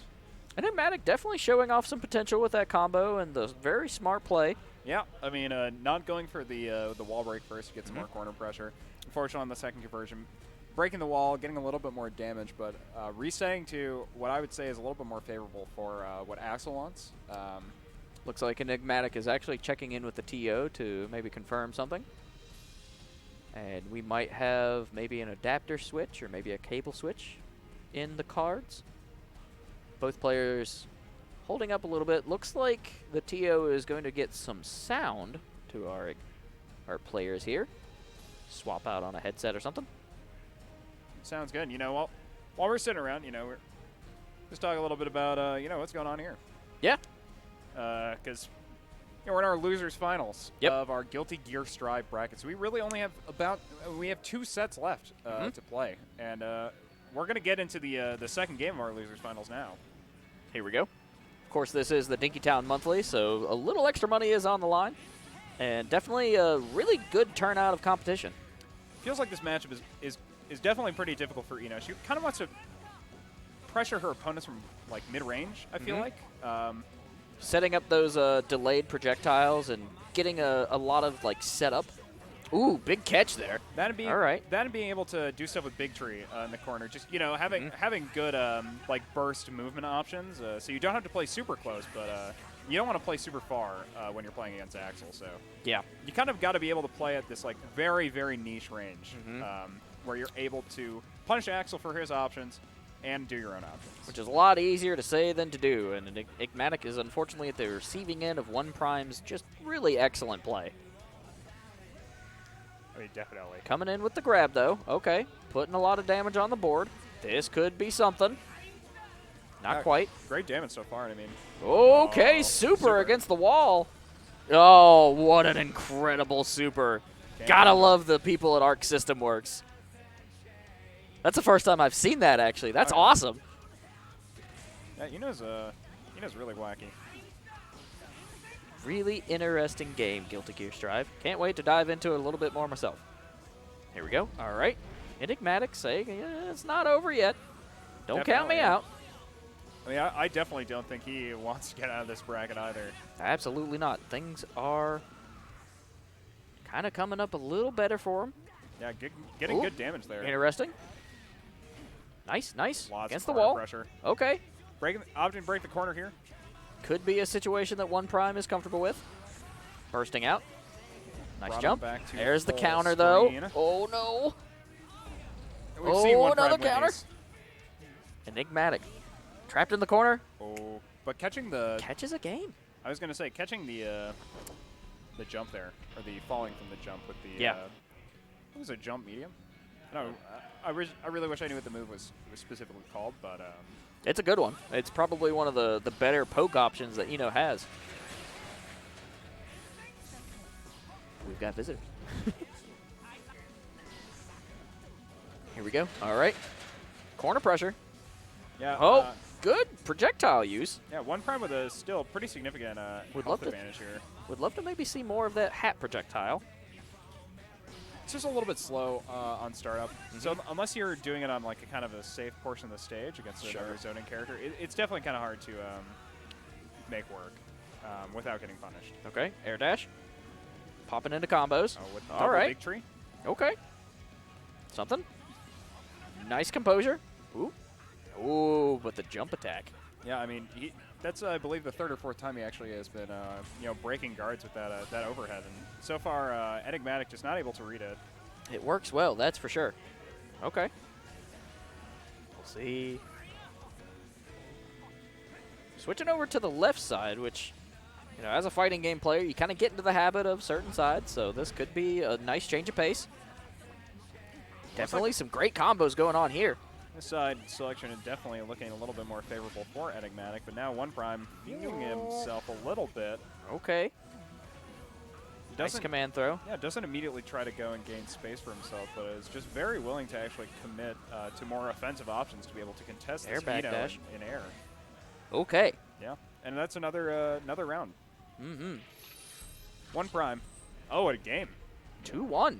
Yeah. Oh my goodness. You blink, you miss it. Yeah, really. And OnePrime is looking good. I think he's very eager to get his rematch against Sauce. Agreed. But first he's got to get through Enigmatic's who's already taken a game from him and could potentially take 2 more if he's not careful. Ooh, okay. Already experiencing some pretty hefty corner pressure here. Really good conversion. Oh my god, huge damage. All right. Okay. And that's massive damage here with this corner. That should be down here. Very close. Okay, OnePrime keeping things going. It's not over yet. Enigmatic just needing a single touch. Yep. But and we've kind of already seen this situation happen before, though. Yeah, where Enigmatic will go for the wall break, and it ends up just being bad positioning once they get to the next part of the stage. Well, we did see that once, yes. Yeah. Very much so. I guess I more meant low HP comeback from OnePrime, just being able to hold space very well, just, you know, holding his aggressive options to just stuff his opponent's aggressive options. Agreed. Going a little higher than before, looking for those big combos. Trying to dust out of it, but not able to get out of any sort of combo. Well, here comes the super. Very flashy. All right, we'll see where that lands. Oh! Yeah, nearly dies wall from that. Burst. Just a little left. That's nice. Wow. Quick 2 rounds here from Enigmatic to bring us into Game 5 Losers Finals. We're 2-2. We could see Enigmatic face Sauce in the finals. Very much so. I think OnePrime really wants to be able to hold this composure, but playing a little bit more aggressive, it feels like now. A little bit more caution. That dive option definitely worked in the previous round. Oh, but Enigmatic manages to get in. This corner pressure has begun. Oh, dusts out of the Roman cancel. Axel going for the super. Yep, okay. First super we've seen from OnePrime. Big damage. Definitely evening things out a little bit. Enigmatic coming in, hitting him with the cancels. Very much so, but this corner pressure once again, I mean, Enigmatic managing to hold massive pressure from mid-range against Axel, who has such great long-range options, but at mid-range is just really getting out-pressured by the Xeno. Right here. Looking for that read. Okay. Cancel. OnePrime looking great. Yep. Catches on the return swing. Yeah, holding damage throughout the entire game. Getting the yes near the very end to, you know, clinch out the first round of this last game of this set. Now, getting stuck in the corner. Definitely a position that Enigmatic wants to be in. Oh, yes, very much so. Sticking Axel in that corner, want to be pressuring him as close as humanly possible because, I mean, he's got a lot of long-range hitboxes that don't really start too fast. But OnePrime trying to make his way back into facing Sauce. Yeah, definitely very scary if you are an Enigmatic fan because he's got to get in here. Nice low. Oh, dusting out. Oh, super. Super again, but he's blocking.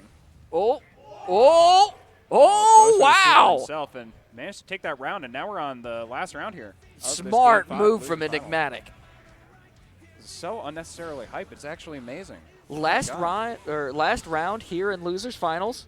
Somebody's facing Sauce in the Grands. Let's see where the cards lay.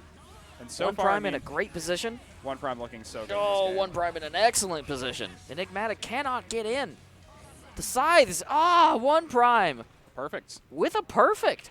So quick, I mean, turning that from what seemed like an extremely close set into one-sided in that last game with a perfect. All right, so following this, we will have OnePrime and Sauce with a rematch, but this time in the grand finals, and OnePrime having to climb that mountain from the loser side. Yeah, very much so. Sauce sitting in winner's side of grand finals, and that, I mean, huge. Huge if you're Sauce. You have so many opportunities to find ways in against this Axel that, I mean, I'm concerned a little bit for OnePrime.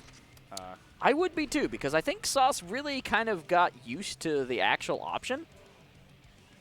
And is Sauce opting for a different character? I cannot imagine that he would be picking Gold Lewis in this situation. That would be so crazy. Well, it wouldn't just be crazy; it would also be stupid. Because that picking okay. Pick a big body character into Axel does not sound like the song selection. Going for Hellfire. It looks like. Nope. Psych. What do you pick? What do you wait for? Yeah, or the one right below. What do you fight for? Got to give it to the soundtrack in Guilty Gear. Really excellent stuff. Yeah, and we're going to get to hear the most pure soundtrack here, which of course is the sound of bodies on bodies, metal on metal, the sound of Guilty Gear Strive. We're going to get right into it. Sauce and OnePrime. OnePrime coming from the losers bracket, losing his last set against Sauce. So let's see if OnePrime is able to hold his composure throughout this set. But Sauce managed to approach extremely well in their last set as the set itself was ending. So the rematch, Sauce looking to make a name for themselves. Sauce coming into the monthly, looking for that victory. definitely looking to make a name for himself in pressure against this Axel, but not really able to do much so far. Looking similar to the early rounds we saw of them play in the winners bracket, where Sauce definitely felt at a constant disadvantage trying to get in here. OnePrime maybe need to shake up the gameplay a little bit, because it seems like, for the most part, Sauce has the rhythm down. Okay. I mean, Sauce is at a huge disadvantage in this game at the very least. Yeah, currently things not looking great. Nice short jumps. Oh, wow. Very. Yeah, really great positioning from Sauce to be able to, weave through this projectile maze. But as he gets close, you fall prey to the faster, closer options. And Axel doesn't have that many, but it is enough. And now playing aggressive to start with this, being that proactive zoner that you want to be. Yeah. Keeping the match momentum in his hands. Sauce coming in. Can't get through the defenses. Trying his best, but the low kicks keep things back from afar. Ooh. Sauce just looking for that opening. Of course, any opening really is huge for Sauce. Yeah, I mean, he really just needs to find anything. Axel's kind of just had really solid defense, but now getting a really exactly big what he was looking damage. for. Wow. I mean, it's almost even with just one conversion here from Counter. Hit him from afar. Oh, getting back into it. In. Lots of cancels. Okay, OnePrime taking game one. Yep. Long way to go for OnePrime, but, it could happen. Hey, maybe he's looking for the 60 here. I mean, 60 would be big if you're OnePrime. Losing in your winner set in a really sad way. Getting the 60 here would be a big, absolutely massive, to be honest. Agreed. But now, I mean, Sauce once again finding himself in a very rough spot for approaching it. Reading that very jump good in. Counter. I mean, what else does Sauce have? You got to jump in. Not a whole lot of armor to deal with. It's mostly of just when you jump in more than anything. It's understanding when you're allowed to jump in through Axel's moves. Getting past that throw, really great situation for Sauce now. But the lows clips him out. Keeps him at bay. Cancels into another.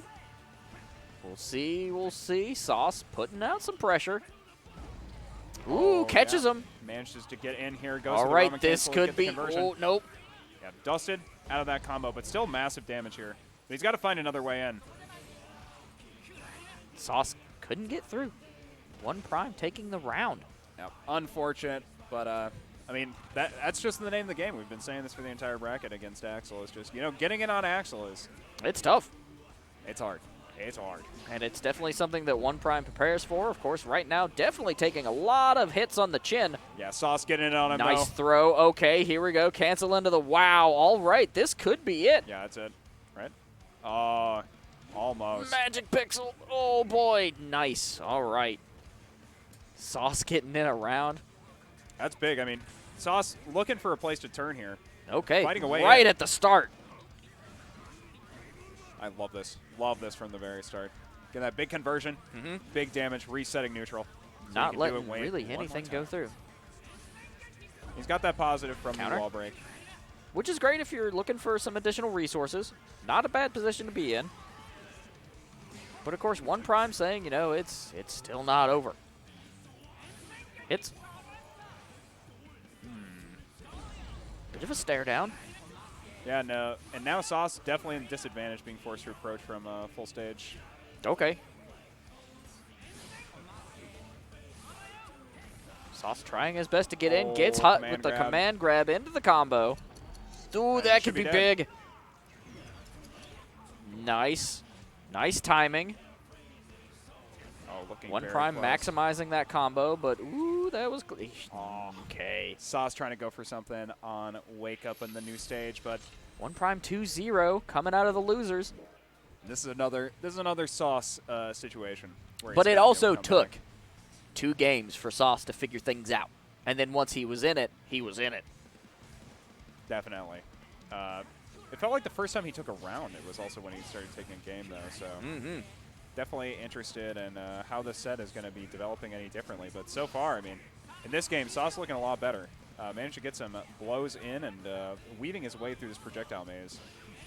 Still fairly even as far as life is concerned.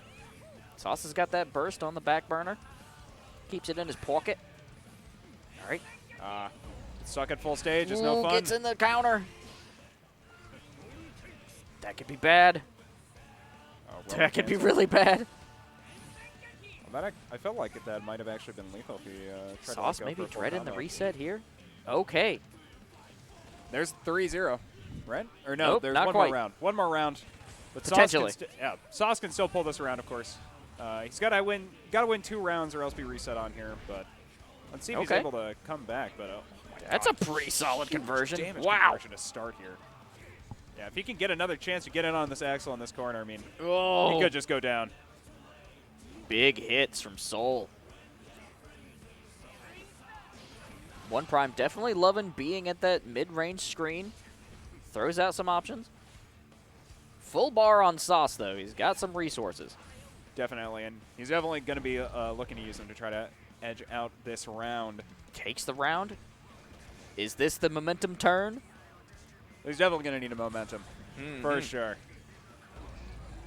Okay, Nice. Sauce hitting him. Yep, finding a way in, going for the overhead there, trying to break this guard. Oh, good counter. Now stuck at full stage again. Axel stuck in the corner, though. Not a place you want to be. Here comes the damage. Yeah, big conversion, but barely drops it. Both players just really confident in their characters, playing to their absolute strengths. Plays to his max range, but isn't able to actually get a conversion off that. Not quite. Cancels.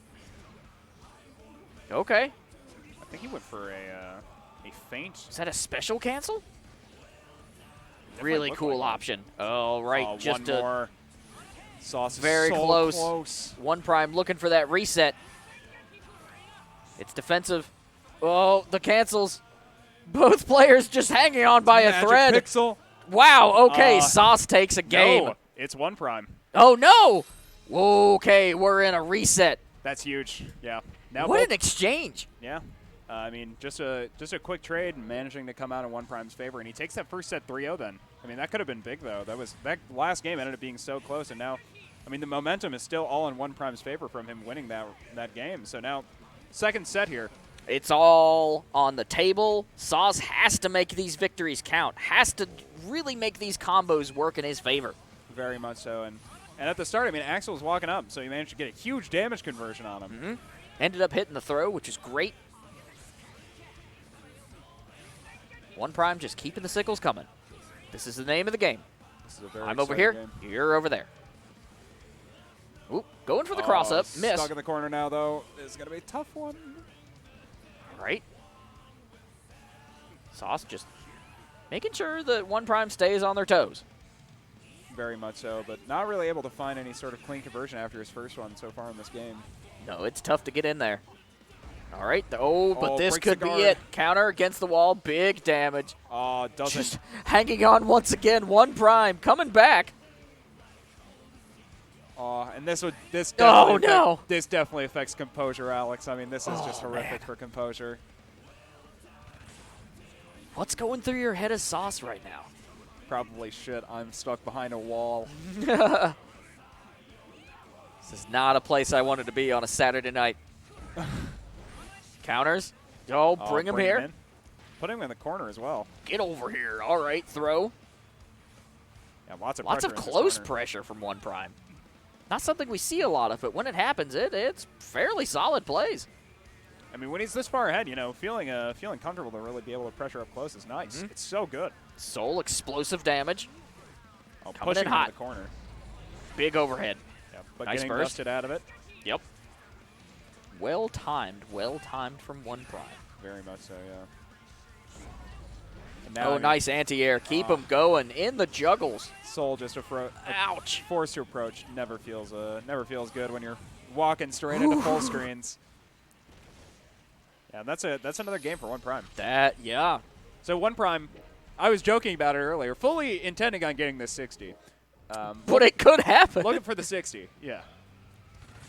Coming back out of losers finals. I mean, after their set in winners finals, the fact that we're actually considering OnePrime looking at the 60 here is absolutely phenomenal. I think that's saying, a really you know great. what?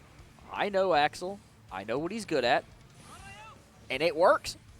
Very much so. He's playing so composed around his own range, forcing pretty much everyone else in this bracket just to approach him. Nice counter. Misses the throw.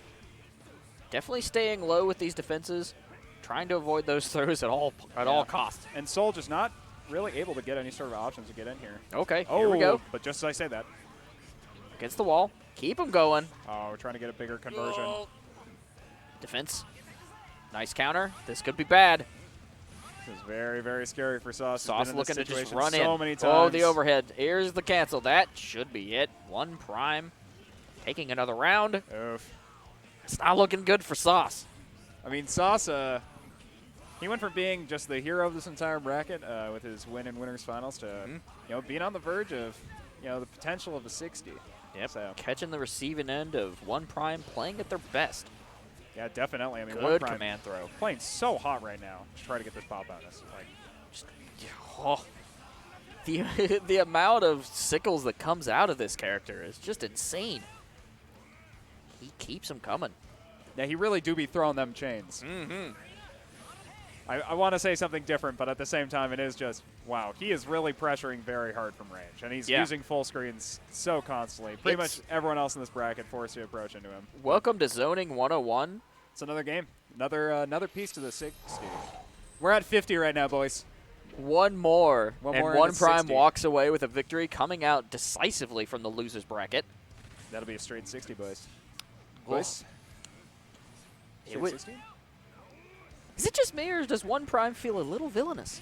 It's a bit of a heel situation. Well, he's definitely got the heel outfit for sure. The black and red, I think the black flag is pretty solid at kind of conveying that in the outfit. But so far, I mean, playing a character who many people definitely consider the villain, the quote-unquote lame character, because, he's not approaching. No, he's staying from a distance, and that's the name of the game. Guilty Gear's got a lot of different ways to play, and zoning is super viable, especially in the hands of OnePrime. But here comes Sauce up against the wall. Yeah, big damage, and that should He's got to cap it just a little bit. No, he's still alive. OnePrime looking to just stay in the game. Sauce is like, no, come on, give me a round. All right. Barely getting that chip in with the projectile. Sauce takes that one. He could run it back. He's taken rounds before, at the very least. Yep. Similar spot to previous games. That low dash usually works, but OnePrime had an answer with the throw. Here we go. All right, 60% here off of Sauce so far. It's getting big even misstep worse. from Sauce. Oh, no. Things are not looking great for Sauce. What's going through his head right now? Oh, no. I'm being 6-0'd by the Axel. I got to find a way in. Oh, now's the time. Oh, but OnePrime. OnePrime finds his way out of that corner. Takes the round. It's not over yet. Yep. I mean, this could very well be the last round of our bracket. It could be. We could be going home right after this, but here comes Sauce. Yeah, Sauce not into it. Nope. Approaching very more hard than 50. there. But now stuck at full screen once again against Axel. It's not a great place, especially if you're Sauce, especially at this point in the bracket. He's got to get in there. OnePrime not letting up. Oh, that could be huge. Yeah, he really wants to convert this into a full kill if he can to stay in this bracket, but Sauce going for the throw, miss. Here comes the super. He's got the block. Very reactive. Cancels. Oh, the throw. Crap.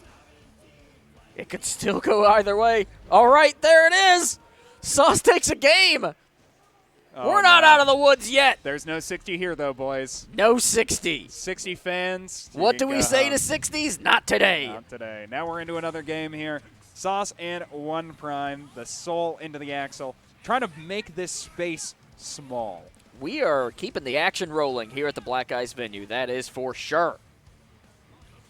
Oof. Sauce getting in at least a little damage with that kick. Yeah, but Sauce really wants to play this slow, but he knows he has to play fast as well, so it's that idea of you have to play perfectly polished to be able to pressure a zoning character like this. Yep.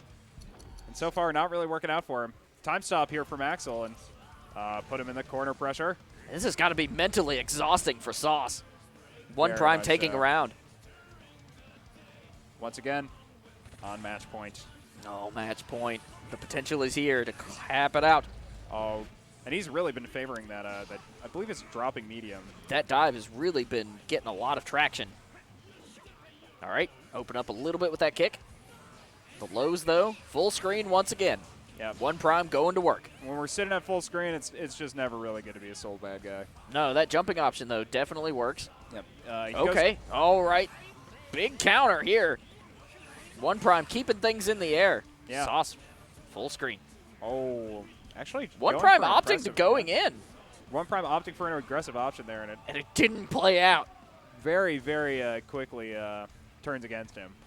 I'm stressed. I'm not. I'm hungry, if anything. And in this game, I think Sauce is really hungry for a win. Ooh, Sauce with the throw. Yeah, Turn it around. Massive percentage lead. Keeping things going. Get this game. Okay, here we go. That's it. 2-2 with a perfect. Oh, no. We're back to the same situation as before. This has been definitely a little bit of a grinder. What a dramatic day. We've had all sorts of really close games.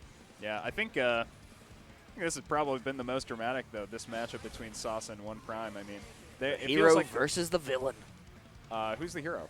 I would say Sauce in this situation. Wouldn't you agree? He has bad guy in his name. Well, I mean, semantics. That's very super. Yeah, that should hit. That's good damage. Oof. All right. Good Keeps him back into full screen. Push him away. And now they're almost even. I mean, that's special. Really great choice, but here comes Sauce. Yeah, probably going to make it happen, unless there's a drop. Ooh, so close. Drops that. If he got one more hit, that was, I believe, just a wall break, and he would have just died. Yep. So unfortunate for Sauce. Nice jumps. Just bunny hopping his way in there. Well, that was definitely very interesting. That was certainly an option. Yep, it worked. It worked, yeah. Now Sauce. Sauce just a round away from potentially being the Grand Finals champion here at the Dinkytown Monthly. Really funny to think about like that, huh? Yeah. Here we go.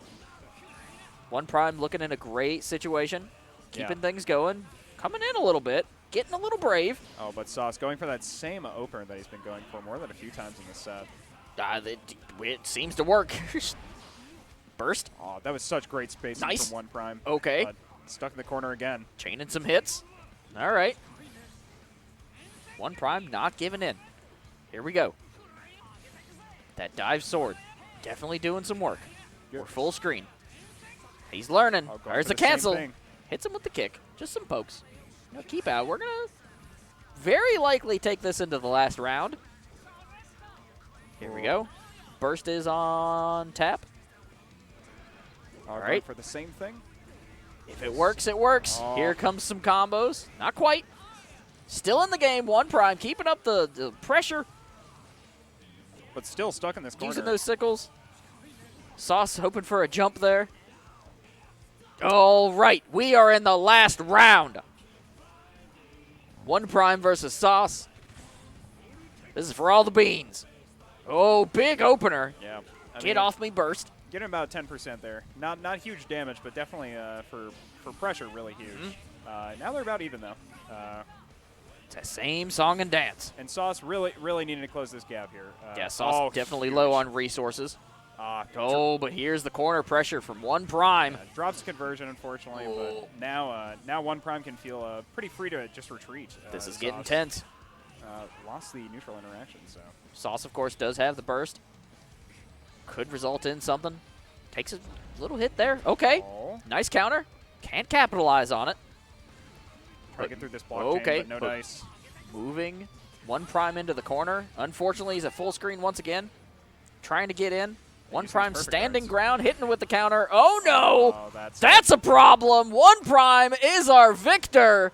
OnePrime. Excellent set. Yeah, really great set. Really great set to end this day, too. Claps around the stage.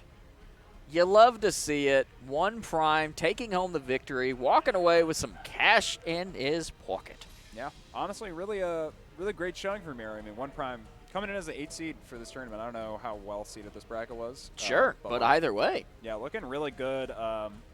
And I'd say most of his sets, I think the winner's final set, the first 2 games looked really great. But Sauce managed to come back in that winner's final set. Sauce definitely keeping things action-packed here for us at the Black Ice stage. But through these 2 sets of grand finals, I mean, OnePrime was extremely composed. I mean, even at the moments where Sauce looked like he could potentially, come ahead with an advantage, there were so many instances of how clutch OnePrime showed up as. Just finishing these stocks really low percent, or finishing these rounds really low damage. Honestly, big kudos to Sauce. He really tried hard to win this tournament, and I think a difficult matchup. It is a tough matchup, but Sauce being so confident with Soul and having those big turnarounds and explosive damage, I mean, if you're Sauce, what do? Do you try to pick up a new character for the next time you face down OnePrime, or do you just try to work on that matchup? I mean, to be honest, I really don't think it was the matchup being bad as much as it was just being unfavorable. I don't think it's like a horror. It's unplayable. I think, in general, when you're playing any sort of, higher range against lower range character, you're always going to feel that discrepancy pretty much in every one of your interactions. If the person with higher range understands what they're doing, they're going to be able to exploit any sort of advantage they have. So, and that's exactly what we saw here at the Guilty Gear Finals at the monthly. Yeah, and what I really want to see, to be honest, is I want to see if Sauce is able to really come back to our next Guilty Gear tournament, potentially even against OnePrime, and coming in extremely composed and knowing his conversions from head to toe, being able to just full screen people and being able to have like really consistent rush down scenarios. So the potential is certainly there, and I'm sure we will see these players again here on Black Ice at twitch.tv/Black Ice Club. Yeah, very much so. So I guess I'd imagine that's probably going to be the end of our day then. That's it for the night. It's been an absolute pleasure as always, Ben. Yeah, been an absolute pleasure, Alex. And you can find me, Ben Philbin, at Bon Philbin on Twitter. You can search Ben Philbin as well. You'll probably find me too. Yep. But yeah, you can call me Bondroon. That's going to be, that's my gamer tag. So search for AC McCumbers on Twitter. You can also just look for Alex McCumbers, and you'll probably find my writing and my website. So definitely would love to see some eyes on that. Put a lot of work into just about everything that I do. And hopefully we'll have some podcast action coming soon here at Black Ice. And I'm really excited to get that going. We've ordered some equipment, and it's going to make us sound real crisp and real nice. So I'm really excited for people to get a chance to see us in kind of a radio setting. Yeah, so if you're interested in checking us out, make sure to follow us on Twitter, Black Ice eSports, and look at our website. We're about to get a website update that'll give us some more features. So check us out, blackice.gg. That's blackice.gg. So we would love to hear from you. If you go to the bottom of that page, there's lots of different social options. Hit us up on Instagram, Twitter, Discord, of course, is always an option, and you can pop in, enjoy that community that we've been nurturing, and we would just love to see you here at the space as well. But until next time, Ben. Yeah, it's been a fun one. Yep. Hope you guys have a good rest of your nights. I know I will. We'll see you when we see you.